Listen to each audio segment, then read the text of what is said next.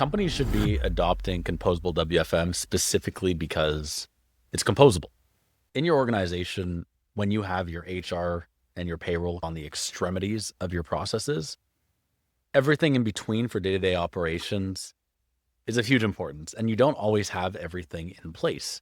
If we take a look at the stack of WFM, where it starts off with demand forecasting, it moves into the scheduling and the rostering, or what we call labor optimization, where you make the best use of your resources given the constraints. Then the actual time capture and being able to modify that time compliantly to move into payroll. That whole stack isn't always in place. And even if it is, you may want to modify or change only a part of it.